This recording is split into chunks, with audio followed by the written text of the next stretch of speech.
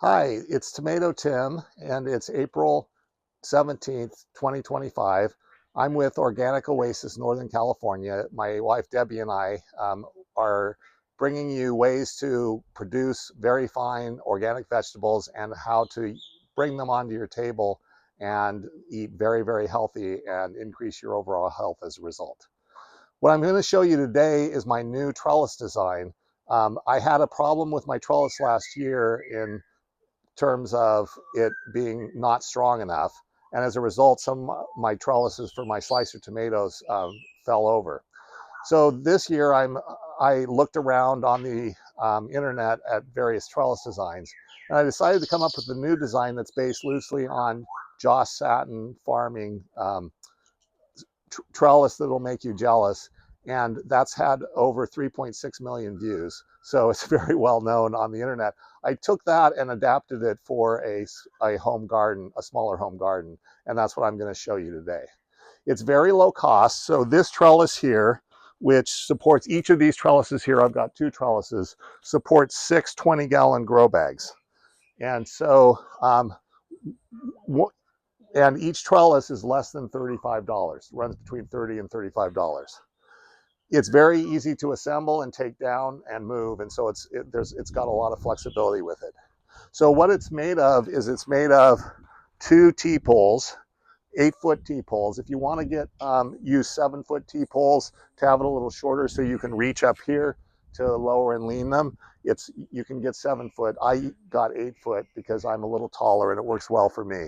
And so you have 2 of those, one at each end over here, and between those you have a 1/2-inch metal conduit, 10-foot 1/2-inch metal conduit. You simply put these poles, drive these poles in the ground, and then you have some PVC adapters. This is a 1 1/4-inch PVC adapter which goes on your T-pole, and then this is a 1-inch, so it's a 1 1/4 to 1-inch elbow adapter, PVC adapter. And these just push on top. So it's a very strong trellis, a lot stronger than the one I had last year. I want to thank Josh Satin for his ideas that I used. And this is the approach that I'm going to use for my slicer tomatoes this year, which are the indeterminate tomatoes. For the determinate tomatoes and for cherry tomatoes, I'll be using just some tomato cages that I selected. But this is what I'm going to be using for our slicers.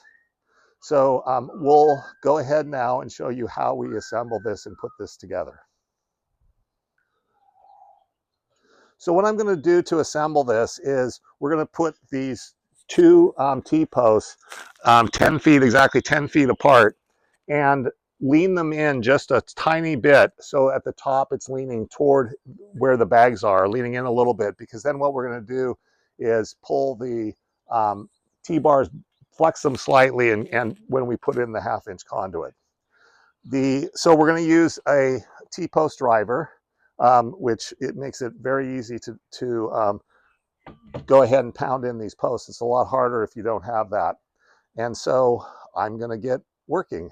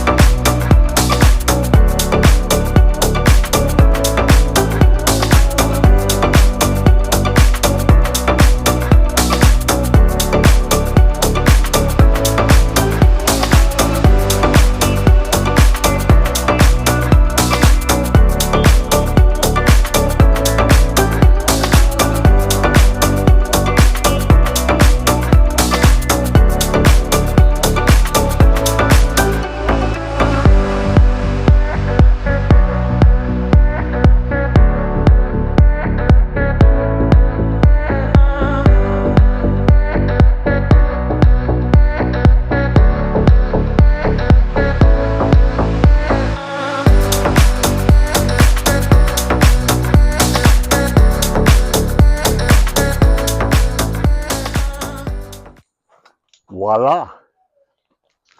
In order to trellis these slicer indeterminate tomatoes, what I use is I use what's called a tomahawk or tomato hook. And what it does, it allows you, as they grow up past this height, to lower and lean them to keep growing the indeterminate tomatoes all season. In order to attach this to this pole, what I came up with is I use a UV resistant 4 inches or 5 or 6 inches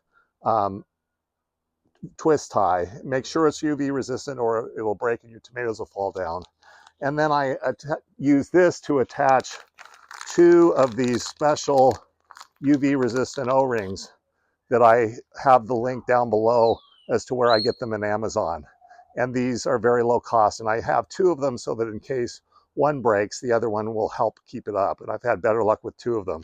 Again, make sure they're UV resistant or they'll fall apart later in the season. So it's very easy. I just locate the center of the tomato and I take a zip tie. I put the 2 O-rings through it, and then I fasten the zip tie. Whoops, I did that wrong. And don't tighten it all the way. Tighten it so it's snug so you can slide it along the conduit pole. So just like that. And then the tomahawk goes like that. And as I'd shown you over there, then I'm going to lower this string down and string the indeterminate tomato up on that. So I'm hoping that this will be a lot better. It's clearly a lot stronger. It's still very low cost. And so for my indeterminate tomatoes, I think I have a solution for the year. So stay tuned. We'll see how it goes.